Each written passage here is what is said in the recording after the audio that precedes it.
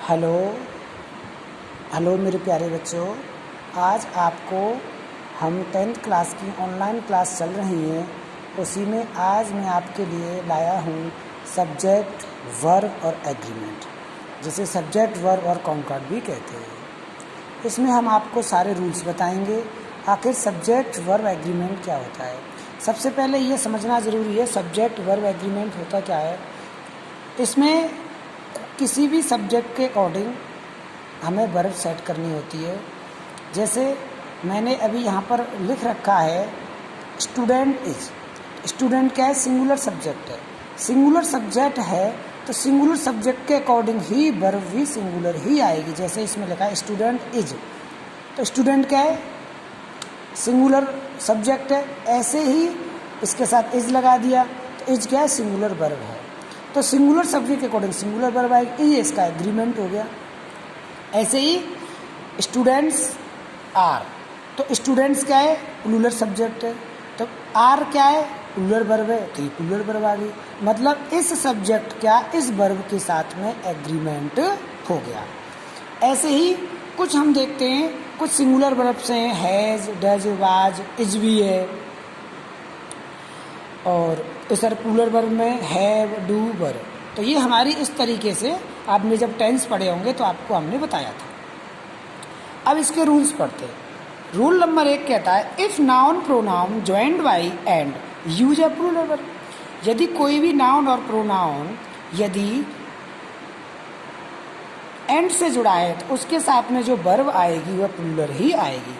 जैसे Ram and Shyam are going to school, तो Ram and Shyam दो अलग अलग नाउन है और एंड से जुड़े हैं, एंड से जुड़े हैं। इनके साथ कौन सी वर्ब आई है? आर आई है।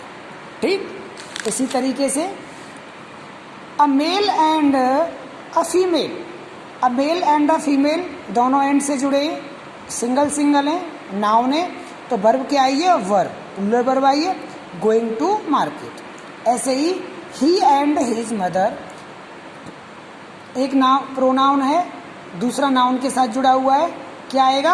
है, प्लूरल वर्ब आई है। ऐसे ही रूल नंबर आता है 2। रूल नंबर 2 में आप लोग देखोगे if 2 or more singular nouns and pronouns are joined by either or neither nor a singular verb. यदि कहीं भी इस तरीके से ईदर और नीदर और हो तो वहाँ पर जो वर्ब आएगी वह सिंगुलर आएगी। Is, was, has, does. जैसे either Mohan nor Sita is interested dance, तो नीदर मोहन नॉर सीता, न तो मोहन और न सीता को डांस में रुचि रखते हैं, तो यहाँ क्या आएगी? सिंगुलर वर्ब आएगी। ऐसे दूसरा एग्जाम्पल लेते हैं ईदर ही और हिज ब्रदर, या तो वह या उसका भाई हैज रिटन दिस पोएम, या तो उसका भाई या उसकी बहन ने ये पोएम लिख चुके हैं, तो यहाँ ईदर और का प्रयोग हुआ है, तो यहाँ वर्ब कौन सी आएगी? सिंगुलर, जैसा हमने रूल में बताया। अब आता है रूल नंबर 3। रूल नंबर 3 कहता है if singular and plural nouns are connected by or nor the verb will be used according to the nearest noun. मतलब कोई भी जो वर्ब है प्लूरल नाउन के साथ में जुड़ी हुई है और सिंगुलर या प्लूरल नाउन के साथ में जुड़ी हुई है, तो सबसे नज़दीकी वाली जो नाउन होगा उसके अकॉर्डिंग ही वर्ब आएगी। से ईदर द गर्ल और the students have clean the home. Either the girl और द स्टूडेंट्स, वैसे और से जुड़े हैं और ये एक वचन है, ये बहुवचन है, लेकिन हमने क्या कहा था? जो नज़दीकी होगा। तो भाई नाउन तो ये सब्जेक्ट हो, ये पूरा सब्जेक्ट हो गया, तो सब्जेक्ट के अकॉर्डिंग ही वर्ब आएगी। यहाँ सब्जेक्ट 2 दिख रहे हैं, लेकिन हमने क्या कहा था? नज़दीक, नियरेस्ट नाउन। नियरेस्ट नाउन क्या? स्टूडेंट्स। स्टूडेंट्स के अकॉर्डिंग क्या आ गया? है। ऐसे ही ईदर द गर्ल्स और द बॉय, तो यहाँ पे क्या है? गर्ल्स बहुवचन है, बॉय एक वचन है, सिंगुलर नंबर है, तो इसके अकॉर्डिंग क्या आएगा? सिंगुलर वर्ब है जाएगा, हैज़ गॉन टू स्कूल। जब रूल नंबर 4 देखते हैं, हमारा रूल नंबर 4 कहता है if a singular noun is connected to a plural noun by word of a singular verb will be used. यदि कोई भी singular noun connect plural noun से है और यदि इसमें वर्ड ऑफ आ रहा है तो वहाँ पर जो वर्ब होगी वो सिंगुलर ही होगी। आप देखिए यहाँ the list of guidelines was prepare.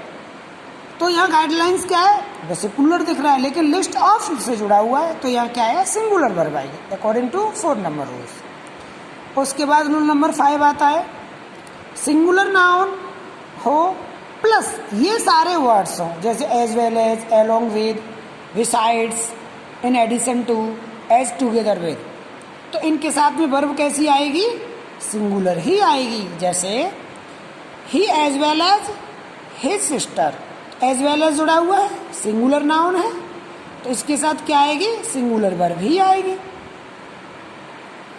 अब रूल नंबर 6, कलेक्टिव नाउन के साथ में हमेशा सिंगुलर वर्ब आएगी। जैसे आवर टीम के साथ इज आर में से क्या आएगा, is playing well. Rule number 7 कहता है हमारा, देयर और here the verb will be used according to the words that following, जो हमारा शब्द है वो क्या फॉलोइंग कर रहा है उसके अकॉर्डिंग ही यहाँ वर्ब आएगी। जैसे there are many people in the market. अब यहाँ पर मान लीजिए ये जो आर है ये ना होता, ये ब्लैंक होता, ये ब्लैंक होता, तो यहाँ क्या होता कि यहाँ पर ब्लैंक होता तो आपसे कहा था इज आर में से क्या आएगा, तो मैनी के अकॉर्डिंग हमको यहाँ क्या है, आर लगाना होगा। बहुत सारे की बात कर रहा है, देयर के नहीं, मैनी के अकॉर्डिंग। अब इधर देख के हियर आर क्यों लगाया, क्योंकि सम इंस्ट्रक्शंस फॉर द एग्जाम, सम लगाए, सम का मतलब कुछ तो है, कुछ निर्देश हैं, ज़्यादा है एक से। Here is a list of instructions for the exam, यहाँ लिस्ट, एक लिस्ट की बात हो रही है, तो क्या इज आया है। अब बात करते हैं rule number 8।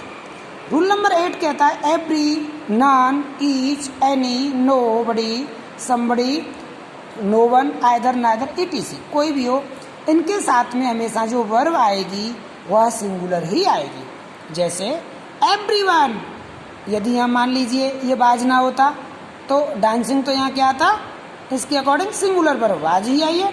Everyone was dancing. Each of these fruits is delicious, तो यहाँ आप कहोगे सर ये तो फ्रूट्स है, इसके अकॉर्डिंग तो आर होना चाहिए। नहीं बच्चों, मैं यहाँ पहले बता चुका हूँ रूल नंबर 8 में कि जहाँ भी ईच, एवरी इस तरीके से होंगे वहाँ वर्ब क्या आएगी, सिंगुलर ही आएगी। तो बच्चों ये आपके 8 रूल्स हैं, ये सब्जेक्ट वर्ब एग्रीमेंट के, आप इनको देखिए। यदि समझ में और भी आपको समझना है तो मेरे पास नोट्स हैं, आप उनको लीजिए और वीडियो को देखिए, शेयर करिए और इसको सब्सक्राइब मेरे चैनल को करिए। Thank you.